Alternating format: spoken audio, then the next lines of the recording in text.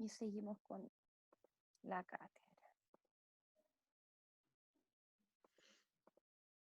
Bueno, la familia hoy.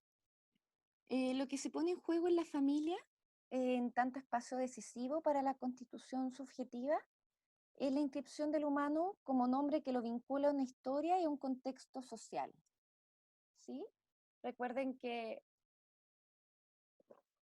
los niños, las niñas tienen un lugar incluso antes de haber nacido, ¿sí? Tienen nombre, incluso antes de ser concebidos, ¿sí? Recuerden, por ejemplo, las parejas muchas veces juegan o fantasean, oye, ¿qué nombre le vamos a poner? ¿Por qué ese nombre? Es decir, los niños, las niñas como que vienen pensados desde antes incluso que su cuerpo esté en la realidad, que el cuerpo esté respirando, ¿sí? Como incluso antes que estén embarazada la mamá. ¿Mm? La familia es la puerta de entrada al ser humano en la cultura, eso ya lo sabemos. Y como les comentaba antes, respecto a la lectura del entramado familiar, todas las personas nos buscamos hacer reconocer, ¿sí? Y en una primera instancia buscamos hacernos reconocer por los padres. ¿M? Entonces es preferible ser el payaso del curso o ser el tonto de la casa a no ser nadie, ¿sí? ¿M? Entonces es importante ahí que vayamos como viendo cuál es el lugar que está ocupando el niño o la niña que es nuestro paciente. Esta imagen se la saqué de Kitsania. ¿Se acuerdan de Kitsania? Yo no sé si estará abierto todavía. Yo creo que no con el tema de la pandemia. Es interesante la propuesta de Kitsania, ¿sí? Porque yo creo que ahí Winnicott diría unas cositas al respecto, porque se juega a ser adulto. ¿M? Se juega, por ejemplo, aquí en este caso, como a ser médico, a ser arquitecto, ¿sí? Pero en algún punto es como un juego enmarcado dentro de los roles o expectativas de desarrollo profesional. Entonces hay algo del juego en sí mismo que se va perdiendo, ¿sí? Bueno, en este contexto de elementos actuales de subjetividad, desde el mundo adulto hay una tendencia a pensar el juego como perder el tiempo. ¿M?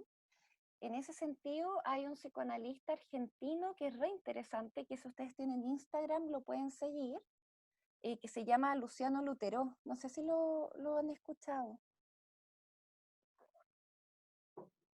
¿Lo han escuchado?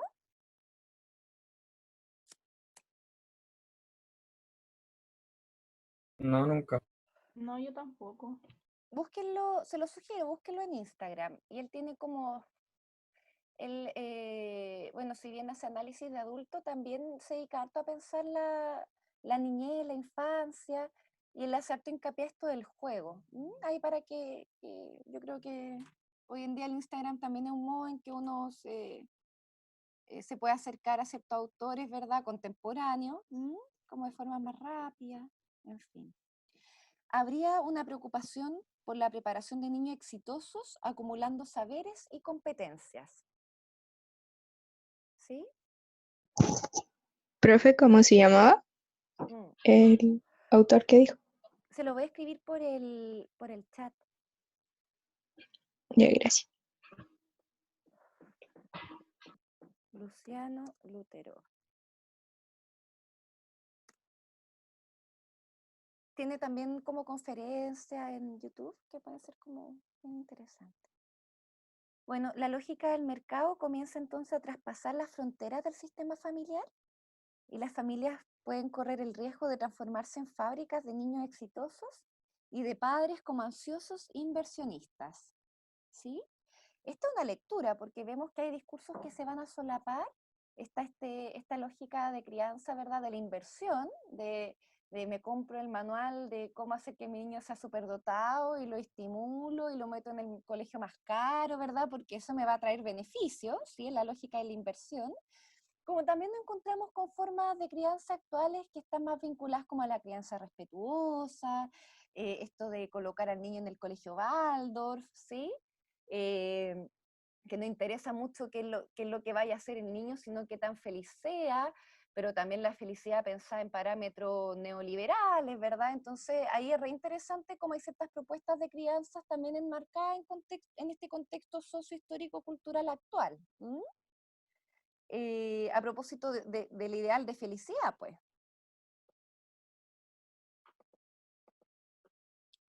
Em, yo recuerdo a una pareja que me tocó atender una vez, que tenían a su primer hijito. Ustedes saben que los primeros hijos siempre son temones. Los papás se ponen muy ansiosos. Se dice que los hijos mayores son como el resultado de la relación ansiosa de los padres, ¿sí? De todas las expectativas, de chuta, que quiero que sea mi hijo, que quiero que sea mi hija, como quiero que sea, no sé qué. Y me acuerdo de esta pareja que ellos eran padres como bien conectados con las necesidades de su bebé, pero un punto de que al menos para ellas, para la madre, se lo vivía con una angustia muy importante, porque ella tenía mucho temor a fallar, ¿sí? Mucho temor a fallar. Entonces estaba muy atenta a cualquier cosa que necesitase o no su niño. Eh, también, entonces interesante, porque si bien están como este discurso de la crianza respetuosa, también puede tener como algunos parámetros de exigencia que son bastante altos, porque los padres no siempre conectan con las necesidades de su hijo. Ahí Winnicott habla mucho como de, y de hecho lo van a ver en el texto, de psiconeurosis, de defensa, que Winnicott habla mucho con suficientemente bueno. A él no le gusta la palabra perfecto, ¿no? Él habla ambientes suficientemente buenos, y uno es un recurso retórico que ocupa mucho este autor, porque uno no espera que los padres sean perfectos, uno lo que espera es que sean justamente suficientemente buenos, es decir, que puedan contactarse con las necesidades de su hijo, pero también van a fallar, y van a fallar porque son humanos. Y el efecto de la falla es muy relevante psíquicamente, porque te permite, del otro lado, adquirir una noción de alteridad, de decir, mi padre y mi madre no son omnipotentes, no van a estar disponibles para mí 24/7, y en algún punto yo tendré que saber cómo gestionar, cómo regular algunos estados quizás más displacenteros, que me generen tensión, si necesariamente, hasta que llegue mi cuidador. ¿Mm? Bueno, otro elemento actual de subjetividad en niños y niñas en la actualidad es la rapidez de la información, ¿sí? Por ahí me acuerdo un amigo que hablaba, que decía como de la infotoxicidad, algo así, un neologismo que había inventado, que lo encontré como simpático, porque hay como un exceso de estímulo hoy en día, hay un exceso de información, tanto para los padres como para los niños, ¿sí? Entonces, en el caso de los niños hay un exceso de estímulos que el niño no alcanza muy bien a metabolizar, ¿m? Estando en un estado de excitación permanente. Entonces, por ahí, chuta, que hace sentido los trastornos de déficit atencional con hiperactividad. ¿Sí? Hay como un exceso de estimulación. ¿m? Y una vía posible para poder metabolizar el exceso de estímulos justamente sería el cuerpo.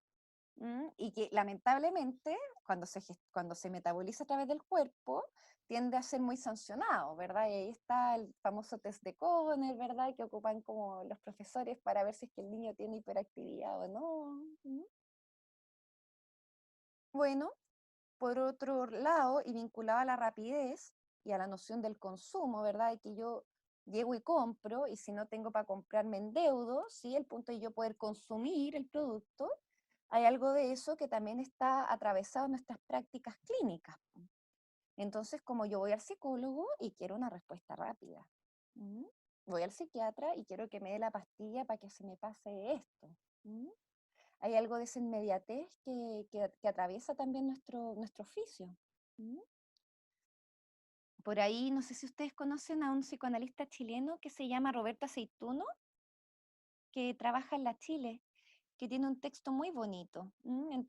Se los puedo buscar, que es como que él habla que hay algo, o sea, el espacio psicoterapéutico sería como, estaría en la línea como de la contracultura, ¿sí? Como un espacio en el cual uno no responde la demanda ni entrega el bien de consumo de forma instantánea, al contrario, un espacio de suspensión que permite pensarte a ti mismo con un otro en medio de una sociedad que constantemente nos está exigiendo, bueno, rapidez, producción.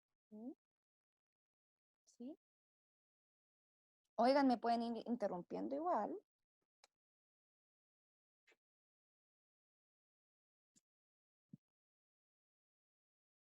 Eh, Bueno, entonces por ahí habría una urgencia en resolución de problemas, ¿verdad? Búsqueda de tratamiento farmacológico, por ejemplo, o esta psicoterapia de 8 sesiones. Eh, en esta psicoterapia de 8 sesiones, ahí yo no me quiero como ser tan malintencionada con los colegas que ofrecen este tipo de prestaciones.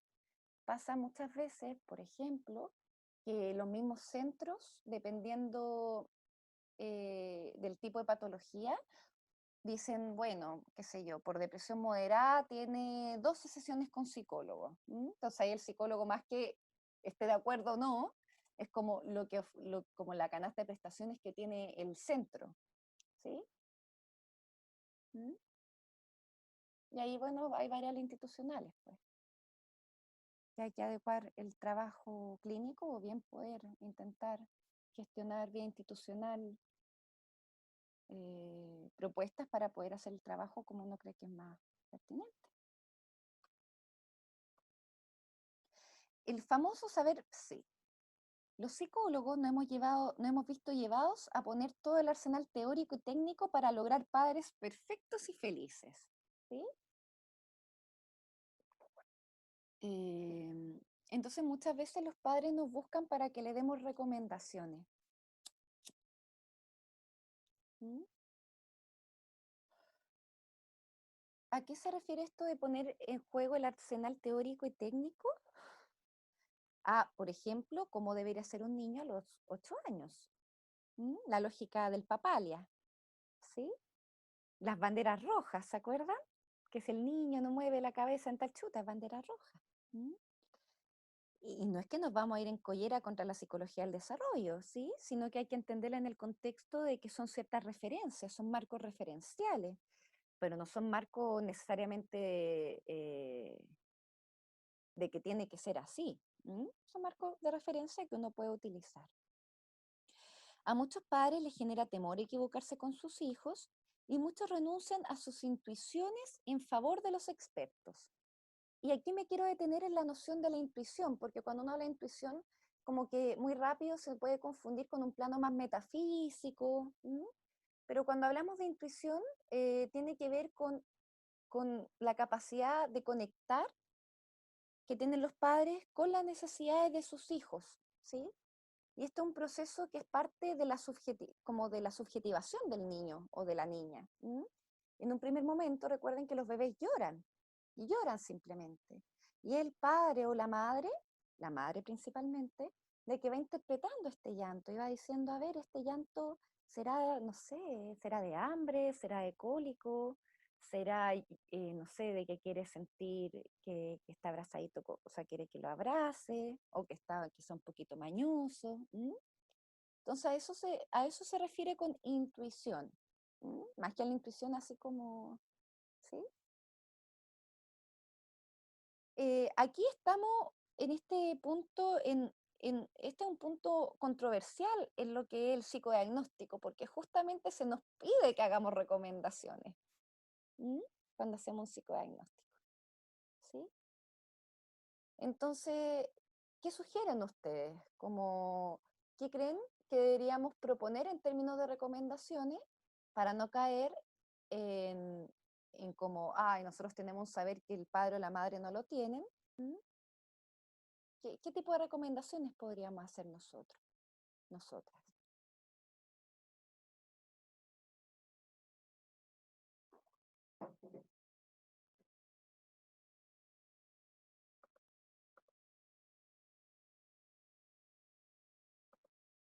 ¿Aló? Profe, disculpe, ¿en torno a qué? Hay que cuando aplicamos un psicodiagnóstico, generalmente se nos piden recomendaciones al final a trabajar, pues, así como, ¿qué área usted sugeriría trabajar? Muchas veces cuando son como infanto juvenil, muchas veces tenemos que hacerle recomendación a los padres. ¿Mm?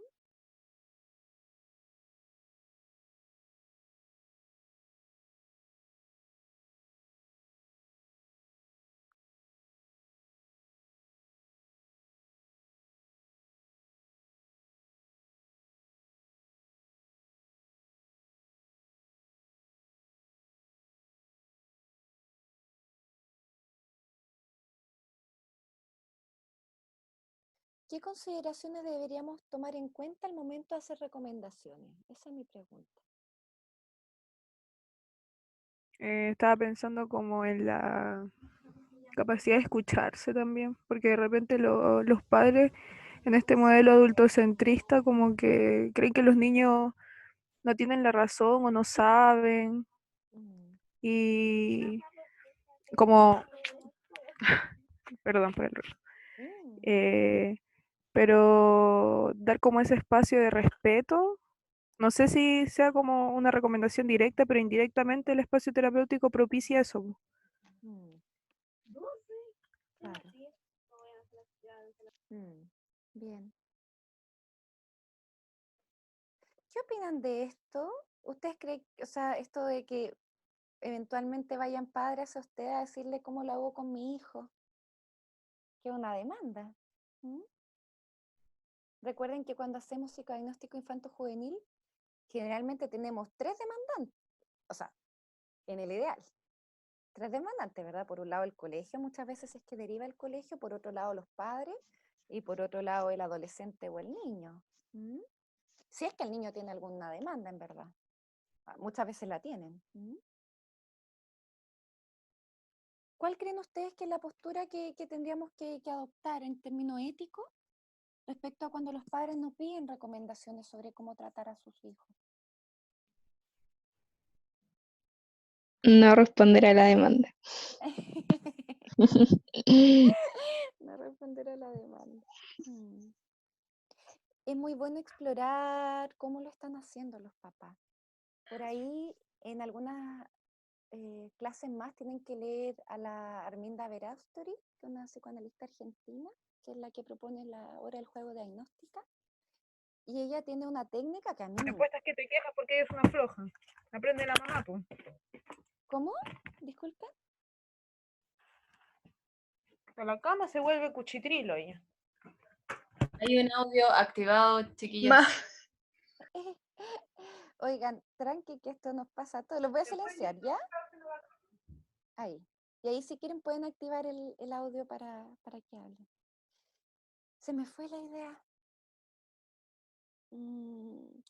Ya. Entonces, Arminda tiene una técnica que a mí me gusta mucho, que es como explorar el día a día. O sea, disculpen, explorar el día con los padres y el niño.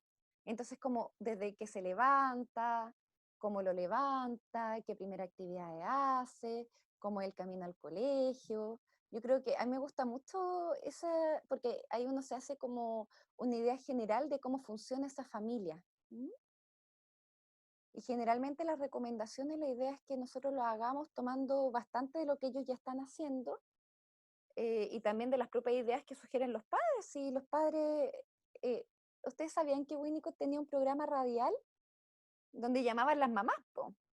Y Winnicott tenía una frase que era muy común que decía, usted sabe, les decía, y usted sabe, usted sabe cómo hacerlo. Como la respuesta no necesariamente las tenemos nosotros, los padres ya la intuyen, solo que el espacio psicoterapéutico sirve para que ellos mismos escuchen como sus propias impresiones, sus propias... ¿Mm?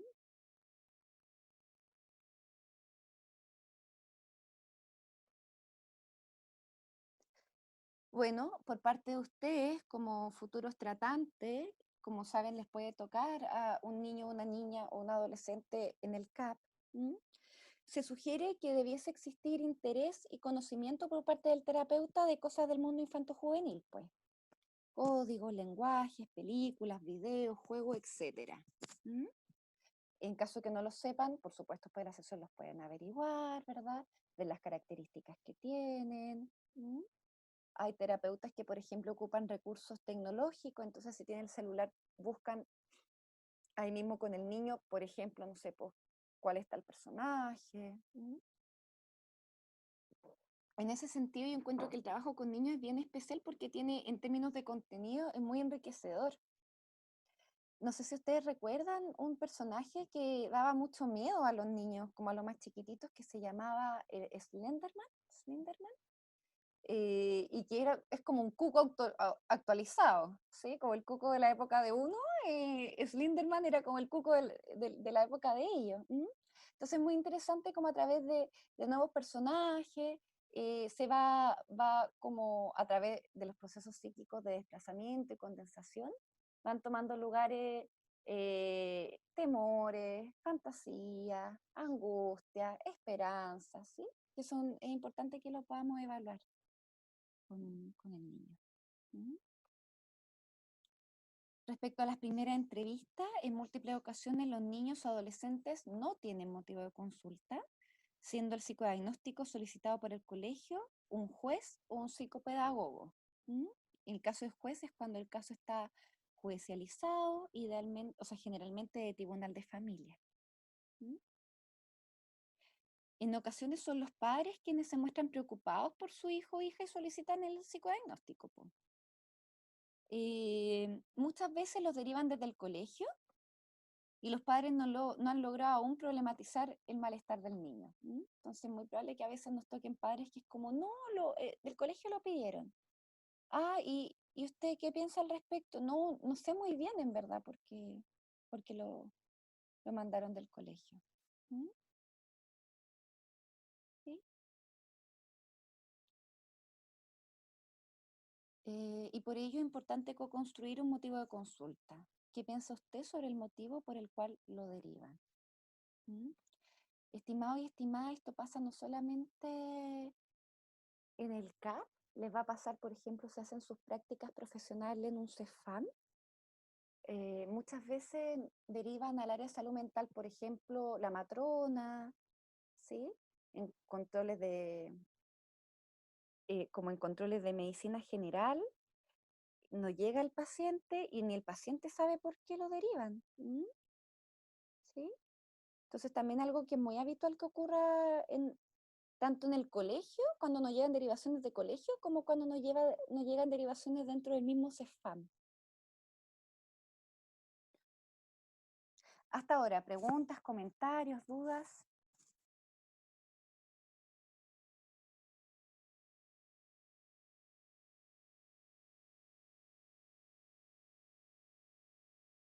Profe, ¿el motivo de consulta se reactualiza ¿A qué se refiere con se reactualiza? a medida que pasa como el proceso puede ir cambiando? Sí, claro, sí.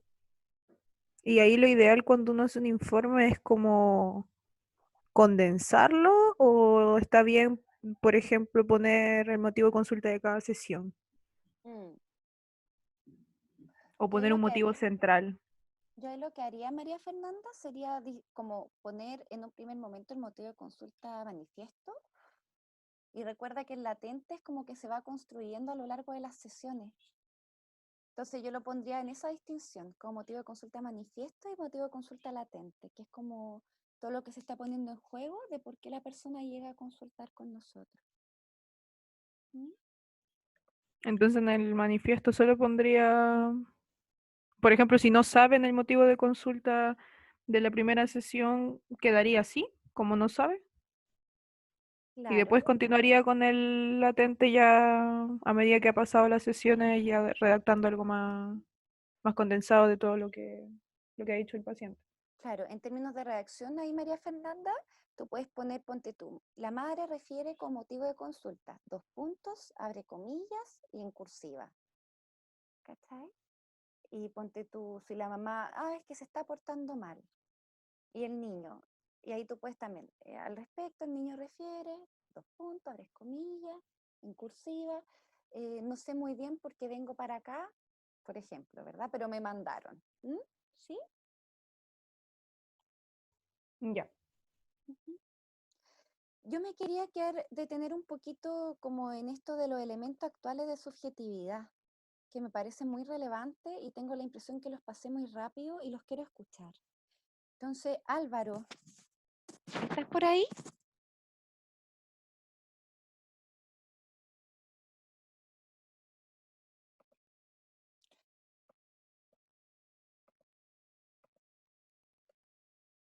Camila Ampuero, ¿está por ahí?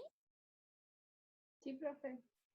Ya, respecto a elementos actuales de subjetividad en el psicodiagnóstico infanto-juvenil, ¿Qué piensas? ¿Qué más añadirías?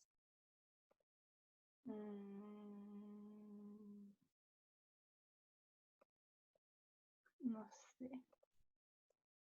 Lo único que quizás no tenga ninguna relación y no sea muy importante, pero solo puedo pensar, ahí voy a poner la cámara, ¿Ya? que una vez estaba como discutiendo con mi mamá, como por X razón, Ujú. y me dijo como no, es que los niños de hoy como usan mucho el celular, o una cosa así, me dijo yo se los quitaría. Y le dije como, ¿no podéis descontextualizar como a un niño como de la actualidad en la que está inserta? Pues sí, como ahora en eso estamos, pues como en la información como todo muy rápido. Mm, Y sí, yo creo que sí hay un exceso de estímulos porque a veces ni yo puedo como alcanzar como a esto de metabolizar como la información del medio. Entonces, si me pasa a mí, yo creo que a los niños también le pasa.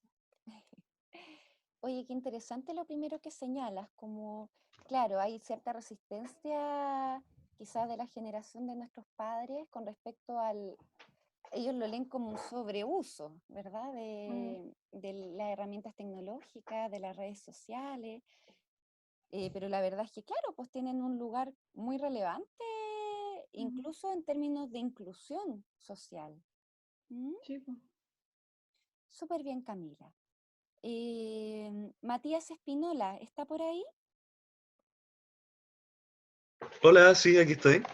¿Qué me añadiría a lo que ha dicho la compañera? Lo del-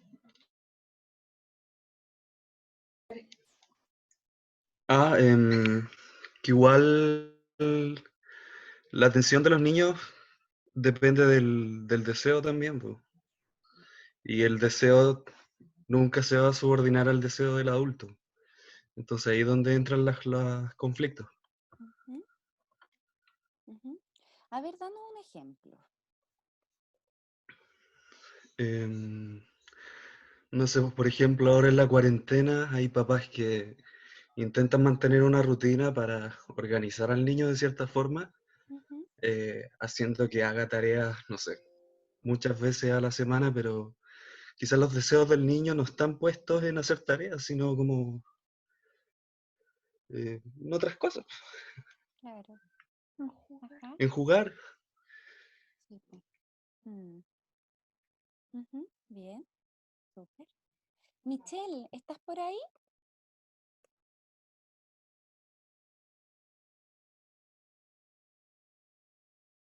¿Aló? ¿Ahí se escucha? Sí, se escucha. Ya, Michelle, ¿qué sumarías tú a lo que han dicho tus compañeros? Mm, yo agregaría que hay como una pluralidad como de las conformaciones de la familia. Ujú, Quizá eso como que podría, no sé, me da la impresión que podría constituir como en distintas identidades de infancia, dependiendo como de la forma en que está constituida la familia.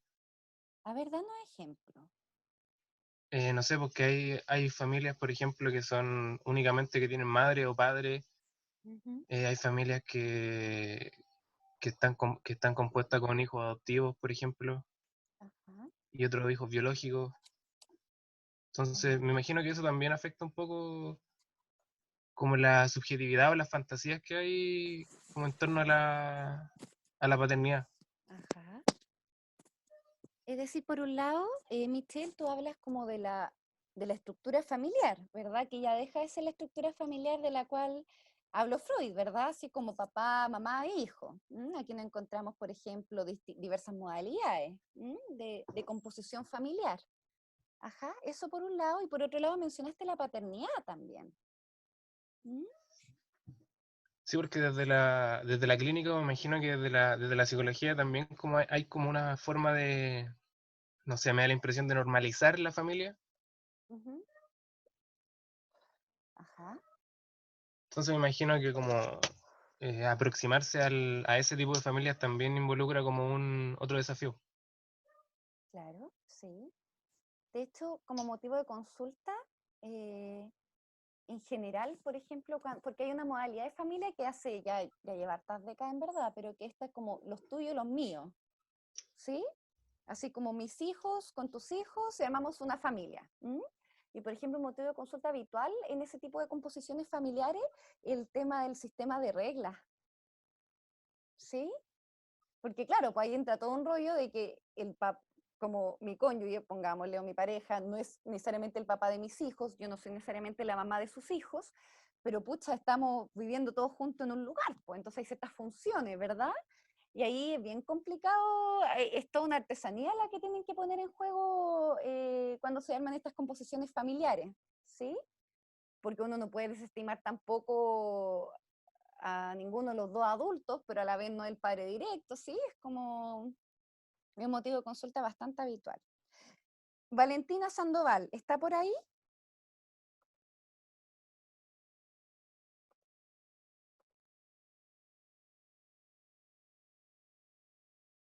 Al parecer no está. Valentina Riquelme, ¿está por ahí? Hola, profe, sí, aquí estoy. Ya, Valentina, ¿qué sumaría a lo que dijo el compañero? Estaba pensando a partir de lo que han conversado los chiquillos, el tema de la demanda más de los padres que el niño, Bien. porque no se van como con esta idea de cuánto se va a demorar en arreglar el problema o del niño, pero no piensan como que es un proceso, que depende más también del motivo consultado, del niño en particular y no tanto de los padres. Eso más pensaba como en el contexto actual. Muchas veces pasa, Valentina, que los padres llevan al niño a psicoterapia y uno chuta, está evaluando y uno dice, parece ser que aquí como que son más bien los padres los que requieren un poquito más de apoyo, más que el niño en sí. Profe, Dígame. en eso mismo que acaba de decir es una duda que yo siempre tengo cuando se trabaja con niños y si uno descubre que el niño en realidad no es como el del problema, ¿cómo se aborda eso? Porque se está pagando porque se le haga terapia al niño. Claro. Lo que pasa es que con niños uno igual interviene harto con los padres también. ¿Sí? Si bien hay hartas formas de intervenir con... Es que ahí hay que diagnosticar, pues hay que ver si es que tiene que ver más como con algún problema, llamémoslo así, individual del niño, o si es más bien algo más sistémico, más a nivel familiar. Y ahí uno puede ir jugando con las sesiones, pues, por ejemplo, 3 sesiones con el niño, una cuarta con los padres, ¿sí? O bien uno puede ir intercalando, depende mucho como del diagnóstico previo que uno haga, el modo en que va a diseñar el proceso, o sea, disculpen, el tratamiento psicoterapéutico. ¿Sí?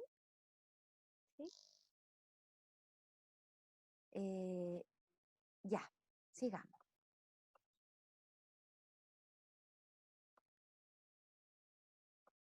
Bueno, hay un texto de Ana Freud que se llama Neurosis y sintomatología en la infancia. Y Ana Freud, recuerden que junto a Melanie Klein son las primeras psicoanalistas que se dedican de lleno a lo que es el psicoanálisis infantil. De hecho, establecen posturas que son bien distintas.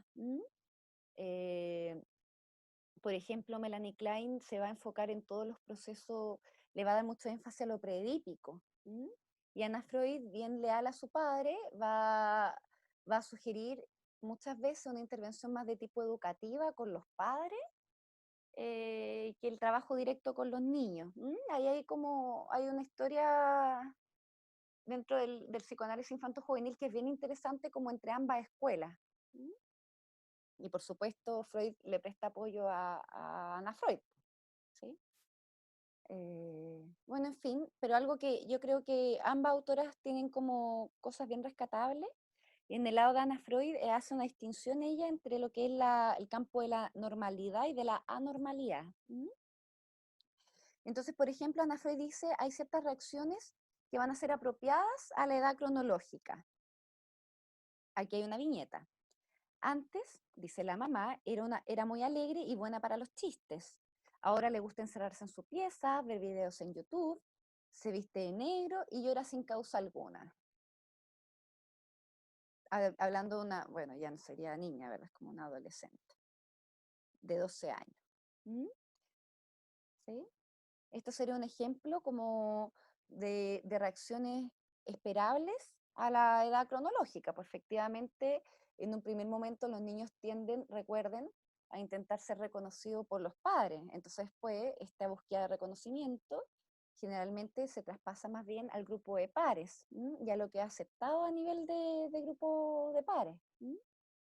Entonces, esperable ahí que los adolescentes transiten, qué sé yo, en estilo que quizás no es el que esperan los padres, o quizás que estén un poquito más lábiles.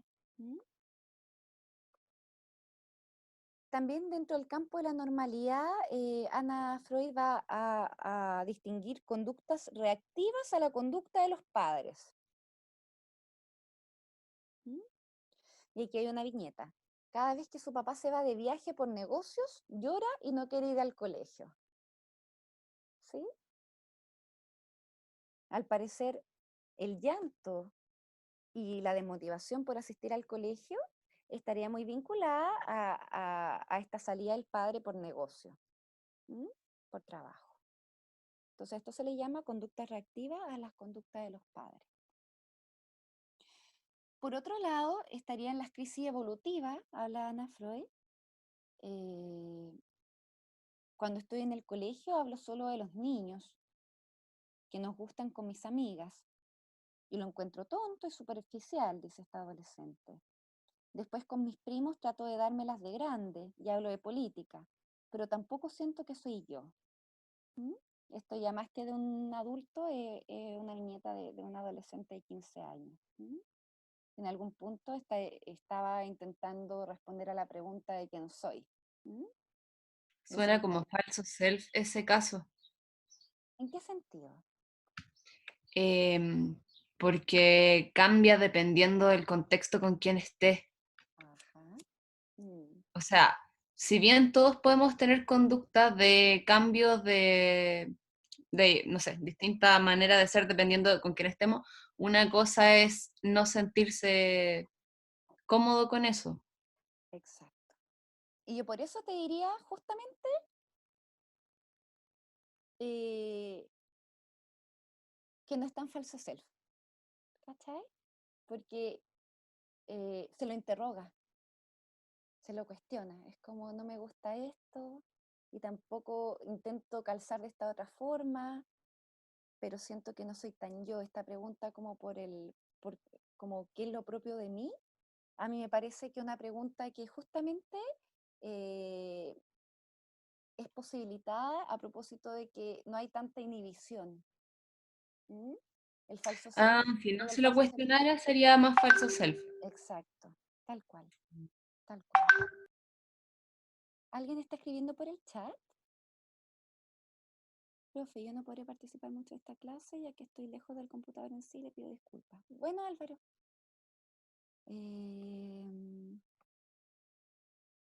Exacto, el hecho de preguntárselo. El tema del falso self es que es como que la persona vive de forma muy automática cuando está como tomándose gran parte del self. Recuerden que Winnicott distingue entre el falso y el verdadero self. Y en algún punto el falso self protege el verdadero self, pero cuando está muy rigidizado, justamente es como que no hubiese espacio psíquico para preguntarse, bueno, ¿y yo quién soy? ¿O qué quiero ser? ¿O cómo quiero ser con otros?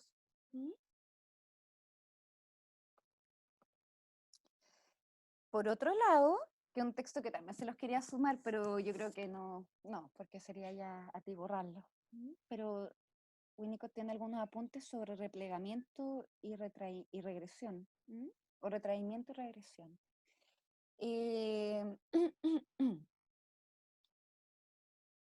Regresiones al servicio del desarrollo. Las regresiones son sanas, plantea Ana Freud, siempre y cuando sean temporales y serán patológicas cuando se cristalizan. ¿Sí? Entonces aquí, por ejemplo, en el relato de una madre de un adolescente de 16 años, hay veces en que sale a carretear con amigos o se va al parque y le molesta que le preguntemos dónde está o qué hace. En otras ocasiones me pide que la arrope y que me quede con ella hasta que se duerma. Aquí voy a preguntar. ¿Está la María Catalina Quispe por acá?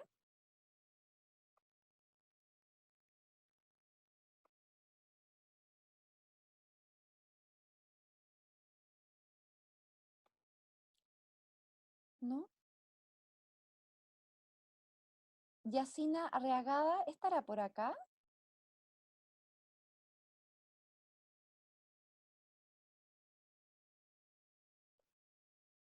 Diego Arrepol.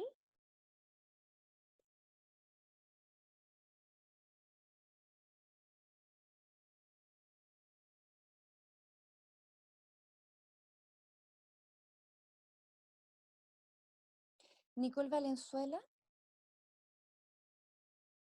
Sí. Ya, gracias Nicole, ya me estaba preocupando.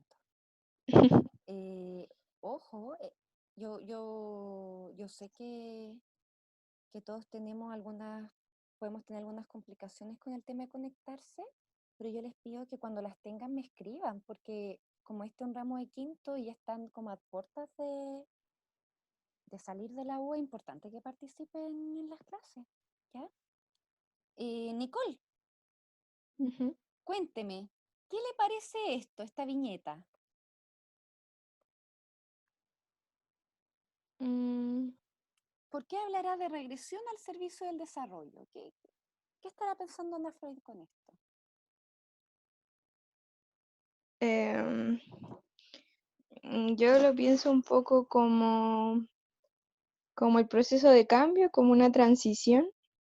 En este caso, si es una mamá adolescente, como que, bueno, también está viviendo su adolescencia, pero como que de a poco, a través de diferentes hitos, pasa a esta otra etapa como de ser mamá. Ah, O quizás disculpa, lo puse mal. La que lo habla, la viñeta es de la mamá de la niña de 16 años, la mamá de la niña, ah, ya. de la Eh, joven. bueno, pero en ese caso sería como la mamá ve a su hija que está pasando como por estos dos momentos. Exacto. Tú nombraste la palabra transición. ¿A qué te Claro. refieres con transición? Em, como el paso de una etapa a otra, Ujú. ¿Y por qué ahí se hablará de regresión? porque yo creo que hay momentos en que como que se vuelve a esa primera etapa, pues como a lo que todavía no está tan elaborado, tan, no sé cómo explicarlo. Es que lo explicas súper bien. ¿Has Mm, has leído esos textos de Winnicott? Sí, ¿Verdad? Sí. Como que tengo esa impresión porque si bien podríamos complementar un poquito más técnico, la idea que tú transmites está muy vinculada, sí. Efectivamente, para Winnicott la regresión va a tener un valor psíquico muy relevante porque, por ejemplo, en la vida adulta, cuando alguien en terapia, por ejemplo, llora, se desborda, ¿sí? A tal punto de que pudiese incluso darnos la impresión de que fuese como este llanto de cuando uno era niño. Eso que eventualmente podemos llamar como regresión es una maniobra psíquica justamente para que el ambiente humano pueda reaccionar de un modo en el que no reaccionó como cuando era chico o era chica. ¿Mm? Eso es lo interesante sí, de las regresiones en terapia. ¿Eh? Regresiones, no estoy pensando en regresiones vidas pasadas, por favor no se me confundan. Estoy pensando en estas como conductas más regresivas que pueden tener nuestros pacientes en terapia. ¿Mm? ¿Sí? Así que muy bien, Nicole. gracias. Profe, algo tiene que ver con el duelo, ¿no? A ver cómo lo está pensando, cuénteme. O sea, estaba pensando en lo que salía en el, o sea, lo textual, que decía y me quedé con ella hasta que se duerma. Ujú. Como de necesitar el cuidado de su mamá al sentirse vulnerable, no sé. Como ¿Ya? si fuese un, no sé si un juguete como tal, pero está como objeto de transición, por decirlo así. Pero dijiste la palabra duelo. Claro, porque se está perdiendo algo, yo creo, en esa etapa como de transición, como decía la Nicole, po. Ajá. Oye, y a propósito de esa palabra, ¿es algo que se pierde para siempre? Creo que no, Ujú, pero puede sentirse así. ajá, puede sentirse Solo así. que el momento es tan prematuro a veces que pareciera que todo se está como derrumbando, como que no hay una continuidad, por decirlo así. Mm. Es interesante que introduzca la palabra duelo porque justamente en la crianza de un niño o una niña hasta la adolescencia va a ser un duelo, pero van a ser sucesivos duelos, pero no solamente por parte del niño y la niña, sino también de los padres. ¿Mm? Es muy común escuchar en la consulta que los padres dicen, por ejemplo, con hijos adolescentes, como frases tales como, hoy qué pesado era cuando era recién nacido, que no sé, pues, que lloraba, que no se despertaba en la noche, pero que eso, dicen muchos padres, era mucho más fácil que ahora en la adolescencia. ¿Mm? Quiéralo o no, el ser padre de un adolescente o de un niño que empieza a deambular, de un niño que se desteta, también son duelos para los padres, po. Y es muy interesante ahí ver cómo eh, ese duelo permite o abre la posibilidad de que el niño continúe desarrollándose. ¿Mm? ¿Sí? Bueno, por el campo de la patología, que ahí ya la Ana Freud va a decir requiere psicoterapia, va a hablar de las detenciones del desarrollo. ¿Sí? Aquí hay una viñeta, dice que no sabe atarse las agujetas, me pide que lo bañe, que le lleve comida, si le digo que lo haga solo se pone a llorar y a gritar y me cuesta calmarlo. ¿Mm? ¿Sí? Encontramos en el campo de la patología, bueno, patologías varias como trastornos fóbicos, obsesivos, trastornos generalizados del desarrollo, ¿verdad? Aquí, por ejemplo, en el relato de un niño con rasgo autista, está desconectado, no le interesa relacionarse con sus compañeros, se queda dibujando aviones y solo repite avión, avión, avión. Siento que su mirada me atraviesa, dice la mamá. ¿Mm? ¿Cómo se llama esto en psicopatología? Esta parte de acá que estoy marcando.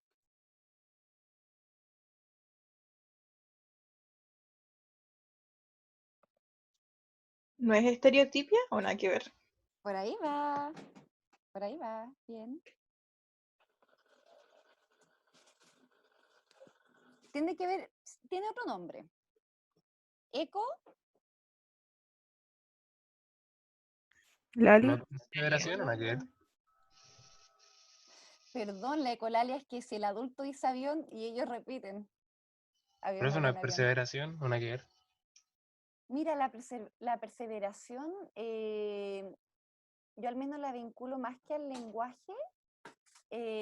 O sea, sí, también puede ser perseverativo en el lenguaje, pero también tiene un correlato conductual bien importante, como el ser perseverativo. ¿Sí? En el caso del autismo, una de sus características, justamente como mencionaba la compañera, la estereotipia y la ecolalia. ¿Sí? La ecotaxias también, como el repetir movimientos del otro. ¿Quién habló?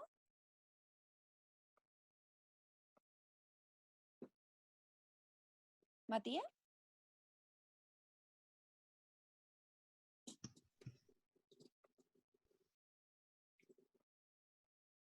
No, bueno, sigamos. Un párrafo del texto que les voy a pedir que lean.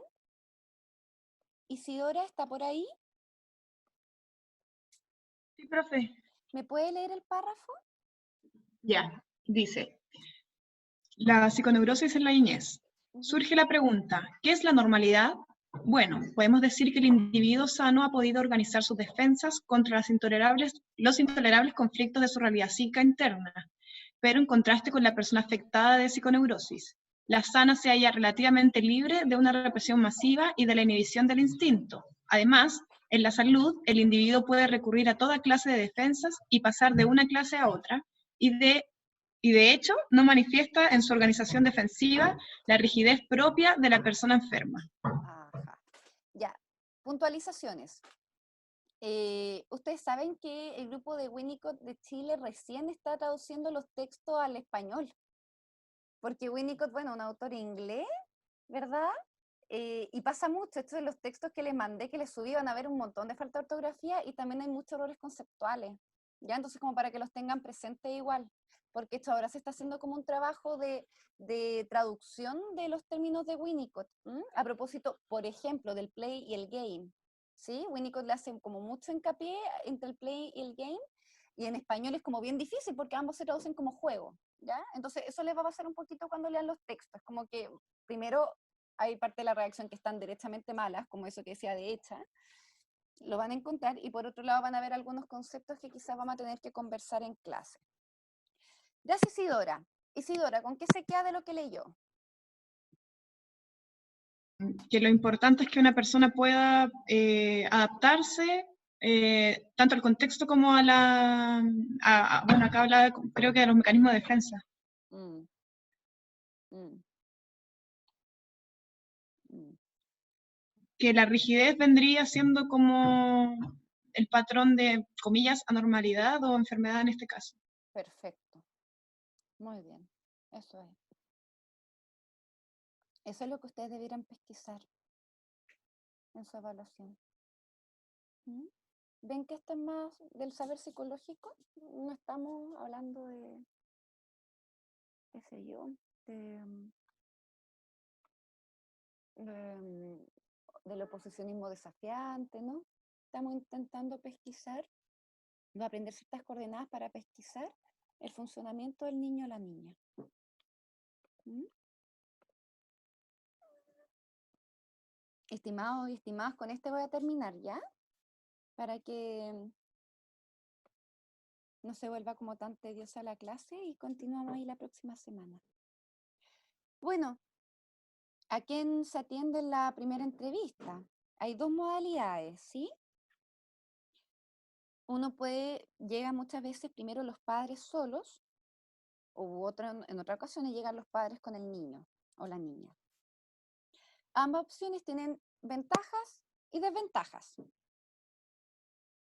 Camila Ampuero, cuénteme, ¿cuál será la ventaja de que vengan solamente los padres en la primera sesión? Que se pierde el relato de los niños y se obtiene la información muy parcializada. Ah, no, pues la ventaja. Ah, la ventaja. Que se pueden hablar como de temas más, como más delicados, puede ser. ¿Cómo cuáles? No sé, como de abuso sexual o, no sé, problemas como de los padres. ¿Ah? Eso creo. Recuerden que cuando hacemos entrevistas a niños y niñas tenemos que recurrir a la anamnesis también. ¿Recuerdan la anamnesis?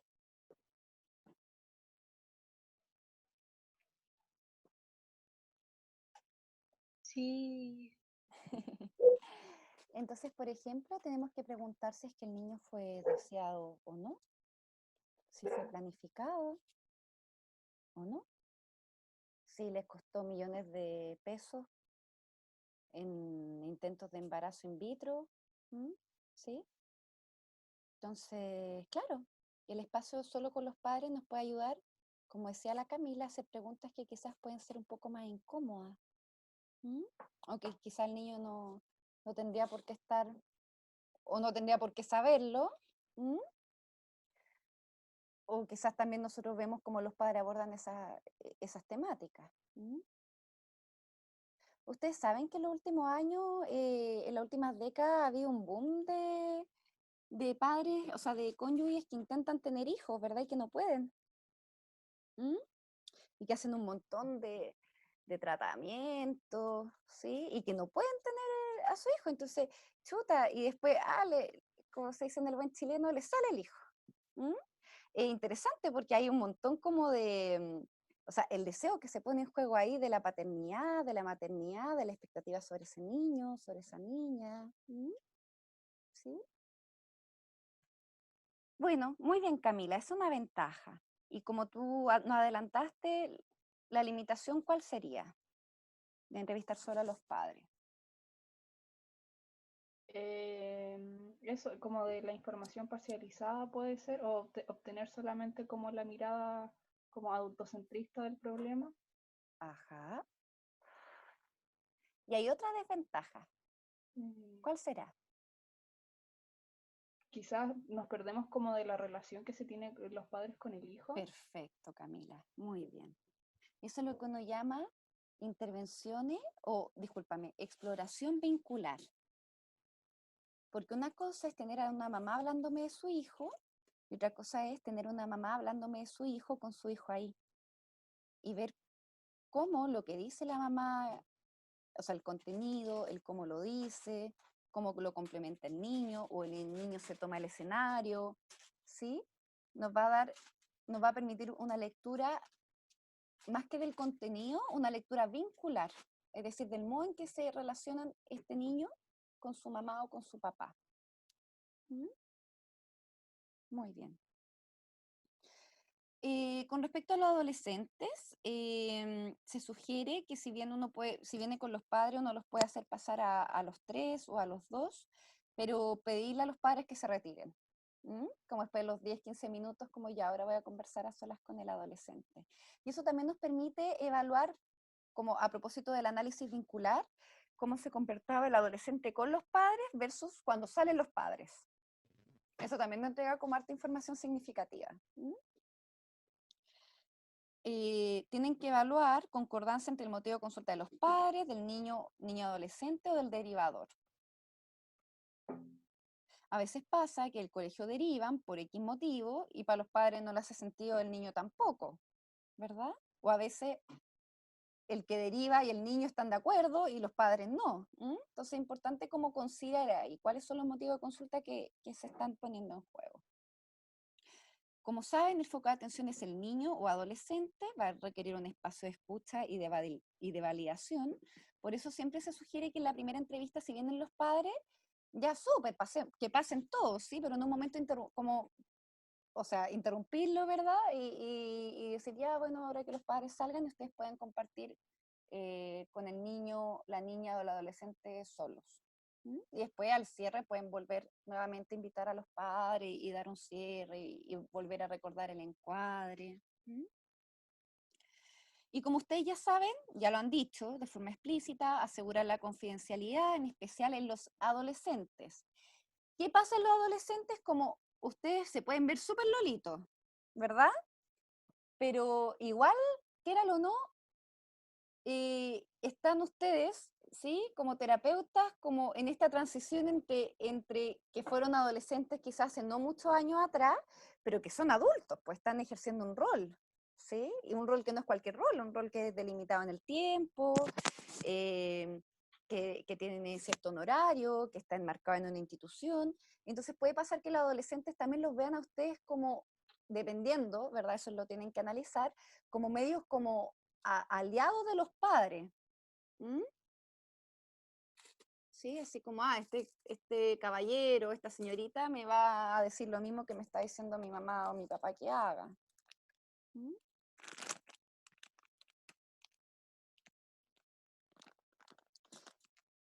Bueno, se espera que ambos padres asistan a la entrevista. Ese es el ideal. Primero porque enriquece la información, puede incorporar distintas versiones. A veces los padres es súper interesante eso, a veces como uno les pide a los padres, por ejemplo, escriba a su hijo. Y te dan, pero visiones súper distintas. Entonces, ahí interesante, pues bueno, ¿cómo podemos conciliar estas versiones diferentes que tienen ambos padres respecto al mismo niño? También es bueno que vayan ambos padres porque se le hace a ambos responsables del proceso de evaluación y de evolución. Y también de la posterior recomendación, en caso que ustedes crean pertinente, de psicoterapia. Que estén los dos padres presentes ayuda a que ambos como que asuman responsabilidad respecto a lo que le pasa al niño o a la niña. Se evita, y esto es súper importante, se evita el peligro de aceptar al ausente como chivo expiatorio. Esta es de perilla. En general el padre que no está o la madre que no está termina siendo el que es malo, el que es súper rígido, el que es súper estricto, en cambio yo. Entonces por eso es muy bueno que los padres estén separados, poder citarlo idealmente a ambos. para que no haya chivos expiatorios en esto. ¿Mm? Excepto si tenemos antecedentes de temas legales, po. Onda, si el padre o la madre no se puede acercar porque, no sé, po, hay una orden de alejamiento, evidentemente va a ser difícil citarlo a ambos, po. ¿Mm? Ojo, el tercero excluido puede generar resistencia en el proceso de evaluación psicodiagnóstica y también en el posterior tratamiento. Es importante que ustedes tomen una postura que, si bien van a hacer alianza con el adolescente, con el niño o la niña, van a hacer alianza con los padres, como no quedar casado con los padres, por así decirlo. ¿Mm? Y ahí mismo también evitar quedar, por ejemplo, muy comprometido solo con la mamá y no con el papá, o solo con el papá y no con la mamá, ¿sí? Ahí va a ser importante como analizar también nuestras propias resistencias. Algunas veces también se nos reactivan nuestros propios modos vinculares tempranos, ¿verdad? Hay madres que quizás nos recuerdan episodios que son dolorosos para nosotros, o hay padres, ¿verdad? Entonces ahí yo la recomendación que le hago es como tratar de ser, ahí yo diría como lo más neutral en la medida de lo posible. ¿Mm? ¿Sí? Como considerar ambos aspectos, y si nos despiertan cierta resistencia a alguno de ambos padres, poder analizar esa resistencia y poder ponerla al servicio de la evaluación. ¿Mm? ¿Sí? Eso pues, estimados y estimadas. Para finalizar, preguntas, dudas, comentarios que tengan.